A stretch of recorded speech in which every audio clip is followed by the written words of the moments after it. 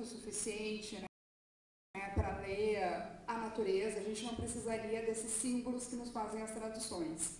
Mas como todos nós lidamos com sistemas simbólicos, é coerente que eles afirmem, né, a mesma coisa. Então, assim, falando um pouquinho sobre tendências gerais, tá? Como todo mundo já colocou aqui de uma forma muito precisa e concisa, apontando os caminhos e direções pela própria configuração celeste, eu vou tentar trazer um pouquinho para uma área um pouco mais pessoal, tá? Porque assim, o que acontece? Todos nós vivemos em sociedade. Todos nós estamos sujeitos aos efeitos daquilo que acontece na coletividade, certo? Só que, ao mesmo tempo, os efeitos do que acontece, isso repercute também no nível pessoal. Quando a gente fala em coletivo, a gente não pode esquecer que a gente faz parte do cardume.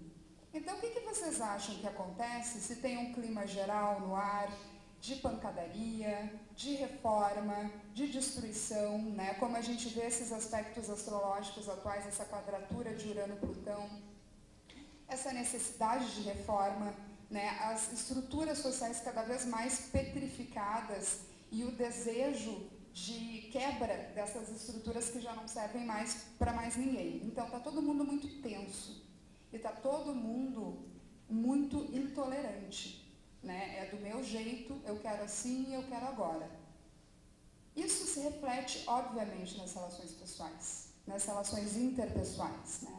Quando eu falo de relacionamentos, eu não estou me referindo apenas a relacionamentos afetivos, mas também relacionamentos familiares, relacionamentos profissionais, relacionamentos com os próprios amigos. Então, assim, é muito importante, tá, que se nós desejamos cultivar as nossas relações interpessoais, a gente não pode se deixar contaminar por este clima geral, né? A gente tem um Plutão em Capricórnio aí, com o Saturno no signo de Escorpião, que é uma configuração bastante tensa, né? No sentido de querer manter, enrijecer. O Saturno em Escorpião, ele vai depurando, né?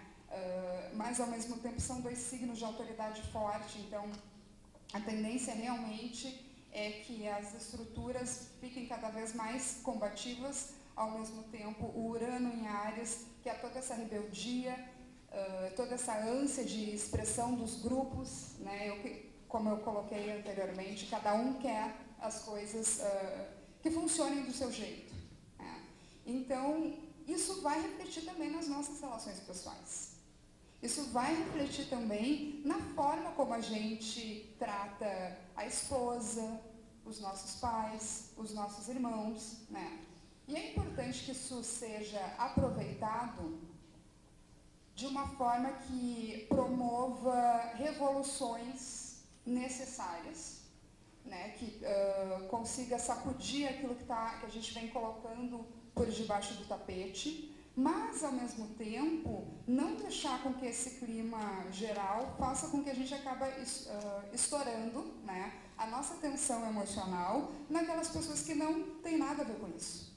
Então, é importante, assim, a gente se dar conta desses fatores, né, como o coletivo interfere diretamente na forma como a gente se relaciona. A gente tem algumas questões interessantes do ponto de vista do céu, porque, assim, hoje em dia a gente tem um Urano em Áries e o regente de Áries é o planeta Marte, tá? Regente é aquele planeta que tem mais afinidade com a energia daquele signo. Ele se encontra em Libra, seu oposto, portanto ele está enfraquecido, ele está debilitado. E a partir de julho, esse planeta migra para Escorpião, né, onde ele está domiciliado, ou seja, a agressividade que já está forte nos céus, em função das próprias quadraturas que a gente vê aí, que a gente viu na mesa anterior de Urano-Plutão, elas vão se intensificar ainda mais. Elas vão ficar ainda mais difíceis de se lidar. Só que, conforme foi falado aqui, é uma agressividade um pouco mais estratégica, só que ainda mais intensa. Isso acontece a partir de julho. Por outro lado, o planeta Júpiter, tá? Que ele está no signo de Câncer atualmente, em julho também, um pouquinho antes, acho que dia 16. Ele sai do signo de Câncer e vai para o signo e entra em Leão. Então, o que acontece? A oposição, né, que ele aplicava virtualmente, não por aspecto, mas por estar num signo oposto a Plutão, se desmancha, mas ele vai para um signo que faz trígono com Urano. Então, em Áries, desculpem. Então, vejam que interessante. Urano em Áries reforçando os gostos pessoais. Júpiter em Leão ampliando os egos, ampliando a necessidade de se fazer visto, ouvido, reconhecido. Então, assim, acredito que de julho a setembro, principalmente, sejam tempos bastante tensos, né? E que essa tensão vá se refletir na nossa vida pessoal também. Do ponto de vista do tarô, a gente tem o ano do carro, né? Que também dá essa necessidade, conforme o Giancarlo falou, só para complementar um pouquinho, do ponto de vista dos relacionamentos, de ir com muita sede ao pote. Né? E eu acho que isso vai ser reforçado e complementado a partir do momento que Júpiter mudar de signo, passar de Câncer para Leão. Porque assim, eu quero agora, eu gosto, aquela tendência assim, de buscar o prazer sem impedimentos, né? Sem se permitir ser limitado por nada. Então, assim, de acordo com o tarô, nessa parte de relacionamentos, é interessante que a gente, para quem está solteiro, procurando alguém que se movimente, né? Carro tem a ver com movimento, tem a ver com ação, nada de ficar sentado esperando a vida passar, né? Ai, pois é, tô 5 anos sem namorado. Tá, o que você faz? Ai, pois é, fico vendo novela aqui toda noite, não saio, não me mexo. Então o carro diz, vai pra rua, né? Vai possibilitar que as experiências aconteçam. E do lado do que diz respeito a relacionamentos que já estão consolidados, é muito estimulante também, é muito interessante no sentido assim de renovação e também das pessoas de repente programarem viagens, né, como uma forma também de reacenderem a paixão, porque carro ele é um arcano bastante dinâmico, ele não tem nada a ver assim com um momento parado. Então, para resumir e encerrar, tanto do lado do ponto de vista astrológico como do ponto de vista do tarô, a gente tem bastante movimento, bastante dinamismo e bastante agitação nessas áreas, tá? E é bem interessante assim que a gente aproveite o lado positivo, que é o lado do movimento e da dinâmica e de sacudir a poeira, e consiga então perceber aqueles momentos onde a atenção coletiva está se infiltrando nos relacionamentos pessoais. Obrigada.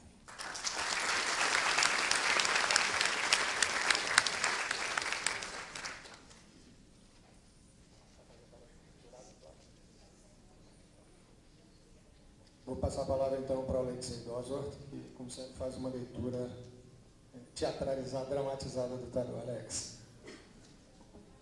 Eu hoje estava no hotel, a camareira estava arrumando o quarto, aí ela olhou para mim e fez assim, mas o que você vai fazer aqui com o Carnaval de Salvador bombando lá, porque ela viu que era da Bahia?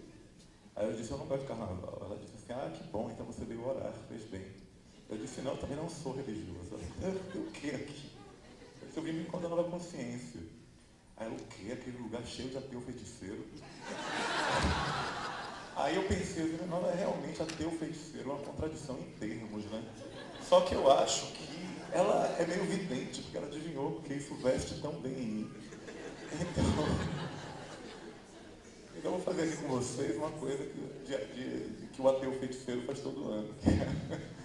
Eu faço um jogo, um exercício de dinâmica, que eu acho muito legal quando se faz até entre grupos ateus, porque o tarô, ao contrário do que muita gente pensa, ele não demanda uma crença, né? Mesmo que você não acredite em esoterismo, absolutamente nada disso, você pode utilizar o tarô como um jogo, como um lúdico, como um aspecto lúdico mesmo. Não tem aquelas manchas daquele rochelle, exatamente, que você olha e você vê coisas que dizem respeito a você, no final das contas, mais ou menos assim também. Então vamos lá para esse momento de interpretação coletiva. Eu procedo sempre da seguinte forma: quem já vem ao encontro há alguns anos, sabe que eu tiro 5 cartas que vão representar o evento, né? Não é todo mundo já falou bastante do mundo, da sociedade, das relações pessoais. Eu vou fazer uma coisa que envolve o evento. Eu já embaralhei o tarô aqui, pensando um pouco nisso, e são 5 cartas. Eu vou tirar a primeira. A primeira, ela representa uma síntese da questão. Vem você mesmo. Esse tarô um pouco grudento, ele é novo. Eu preciso de um voluntário. Eu vou precisar, na verdade, de 3 voluntários, já que o último voluntário é sempre Iris, ela sempre se voluntaria obrigatoriamente. Então, ótimo. Renato, você vai ser um voluntário. Vem aqui, você me dá uma carta, Renato, qualquer uma. Melhor subir. Eu preciso de mais 2 voluntários. Você vem. Então, vem. Eu preciso de mais um voluntário. Já veio. Então, assim, tem que ser rápido. Vamos fazer o seguinte. Renato, você vai tirar a terceira carta, porque a terceira carta é um conselho e você é um homem sábio, então você tira a carta do conselho. Tira, por favor, você tira uma carta desse maço.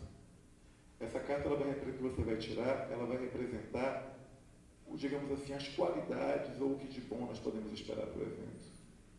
Pode tirar, só não vire. Isso. Você escolhe. Isso. Obrigado. Você vai tirar uma carta, que o seu papel é um papel importante, que assim, são os problemas do evento, o desafio. Né? Pode tirar uma carta qualquer uma, só qualquer um desses montes, você tira, não vira.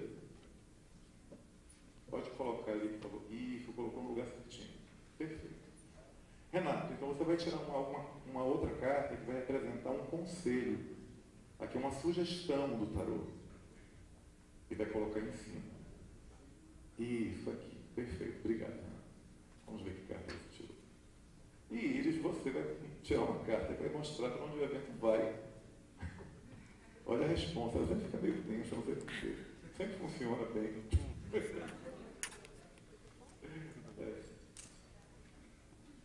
Então vamos lá. Eu espero não cair daqui. E assim, Iris, você tirou. São 2. Vamos deixar 2. Você tirou 2 cartas no final. Então eu vou dizer que são 2 caminhos possíveis. Você acabou de dividir quanticamente. Sabe aquela história do gato de Schrödinger, que o gato, você não sabe se ele está meio vivo ou meio morto até que você abre a caixa? Ela acabou de criar 2 futuros possíveis. Vamos ver o que vem daí. Futuros gêmeos. Será que são 2 eventos no tempo? Olha, a carta síntese foi uma carta muito bonita. A carta síntese, ela meio que faz uma espécie de resumo, ou é um apanhado de tudo o que o encontro representou até esse momento presente que estamos aqui agora. A carta foi o 9 de ouros. O 9 de ouros, esse tarô, a simbologia dele não é muito boa não, eu só trouxe ele que é grande. Não é o tarô que eu usaria, mas os outros tarôs são cartas muito pequenas. Foi o 9 de ouros. O 9 de ouros, na simbologia do tarô, é uma carta extremamente próspera, é uma carta de riqueza. Ela representa...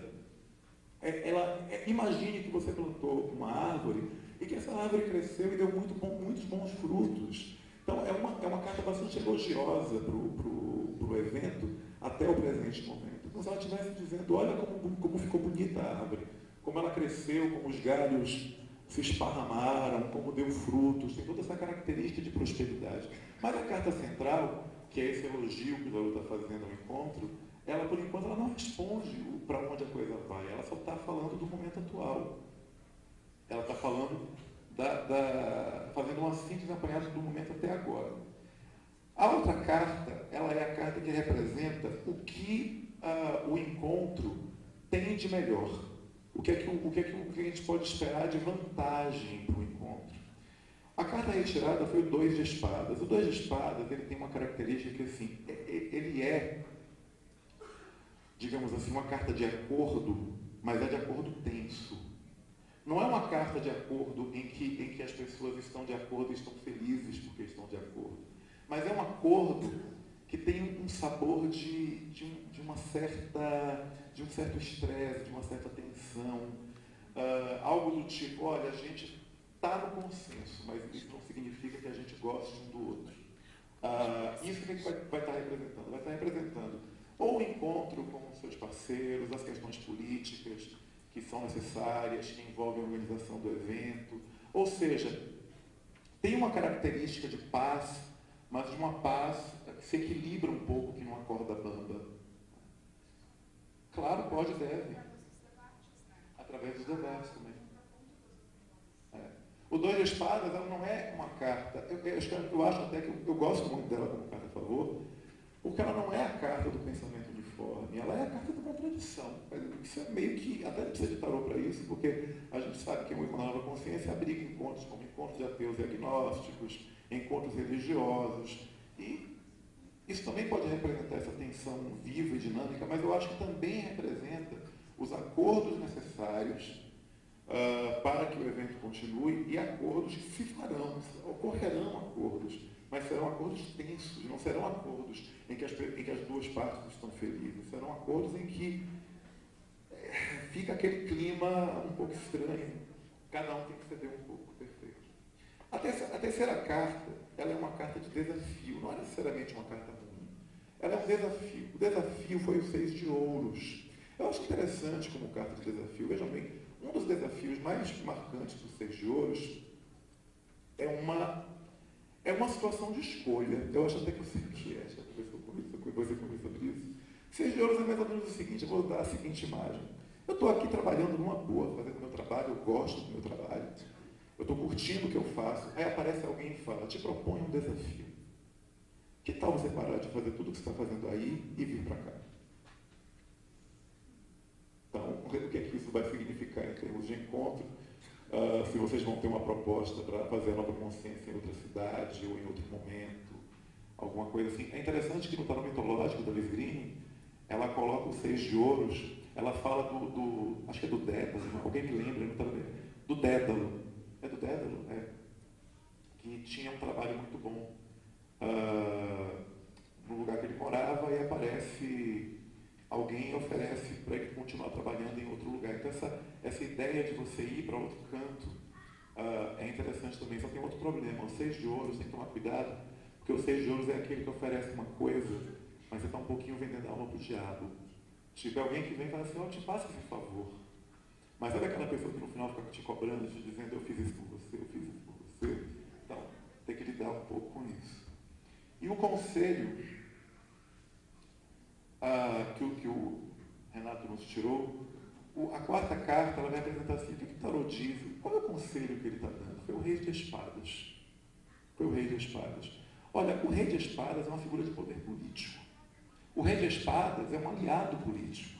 O Rei de Espadas não é alguém que necessariamente goste do evento, assim, eu acho o evento lindo, eu me identifico espiritualmente com ele, mas é alguém que olha para o evento e enxerga uma oportunidade.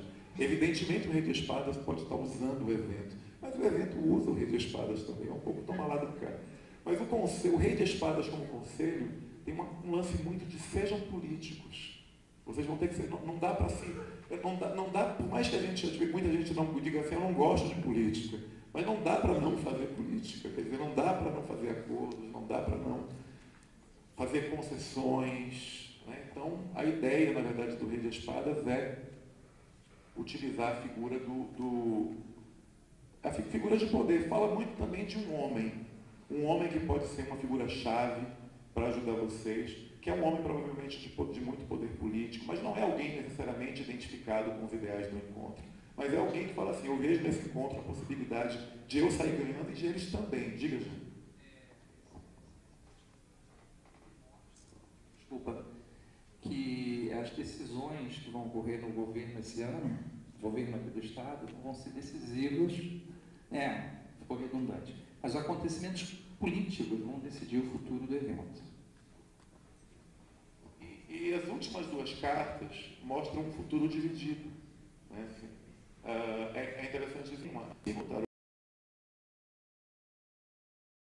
Atibaia, 5 cartas no final, era para ser 2 cartas mesmo. Você pode interpretar isso como 2 possíveis futuros muito fortes.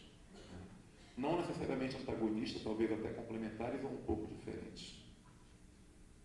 Uma delas é o carro. É engraçado, quase todo ano, você percebeu isso? Todo ano, quando o Jean fala de um arcano, do arcano mais importante, no final a gente tem o arcano que sai para o jogo. Um arcano foi o carro. O outro foi os enamorados. Interessante, 2 arcanos maiores, né? 2 arcanos maiores e bem diferentes entre si, sendo que um deles já é a própria dúvida, né? Que é o próprio arcano dos enamorados. Veja bem, são 2 quadros, 2 futuros muito diferentes. Um deles é, sem sombra de dúvida, o evento sempre aqui. A menor dúvida, que é o carro. O carro, vocês vejam que isso é uma previsão falseável. Falseável, na linguagem popperiana, significa o seguinte, ela ou está certa ou está errada. Eu odeio previsão, que é aquela previsão genérica do tipo, este é um ano de grandes mudanças, transformações ocorrerão, porque eu acho que eu não preciso de nada de tarô, de astrologia para dizer isso. A gente ouve isso desde que o mundo é mundo. Eu gosto de reconhecer ou deu certo ou deu errado. Uma das cartas está dizendo o seguinte, que o evento vai sair daqui, não vai ser mais daqui. Então, talvez este seja o último encontro da Nova Consciência em Campina Grande, ou não o último para sempre, mas pode ser que o próximo não seja em Campina Grande. Porque o carro é uma carta de movimento, é uma carta de viagem. E se for isso, se isso acontecer, o tarot está dizendo que a organização que organiza o encontro vai ter mais autonomia. Oi? Eu acho difícil ser no outro prédio, eu acho que é de cidade, porque o carro é uma carta de viagem. E o carro diz assim, se vocês saírem da cidade, vocês vão ter mais poder e mais autonomia. Por quê? Porque a carta do carro é uma carta de vontade poderosa, é uma carta de autonomia. E é uma carta em que eu estou no carro guiando, sou eu que guio o carro. Entende? A outra carta é os enamorados, é muito contrário. Os enamorados é assim, sou eu numa posição de tentar escolher e não saber muito bem o que fazer, porque de um lado eu tenho algo bom com efeitos colaterais e do outro lado eu tenho algo bom com efeitos colaterais. Quer dizer, eu acho que o tarot está dizendo o seguinte, tem uma realidade na qual vocês saem daqui, em que estão mais autônomos. E existe uma outra realidade na qual vocês ficam numa encruzilhada. Meio que na dúvida, se fazer uma coisa ou fazer outra, agrada um, mas desagrada o outro, se agrada o outro, desagrada o um. Então, são 2 possibilidades. Nas 2 possibilidades, o encontro acontece. Em uma, que envolve o movimento, vocês têm mais autonomia. Na outra, vocês ficam meio que à mercê da duplicidade das 2 possibilidades. Enfim, é isso, gente. Obrigado.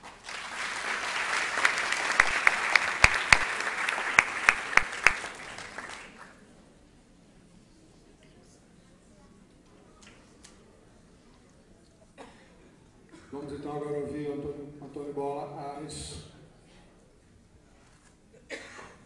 Bem,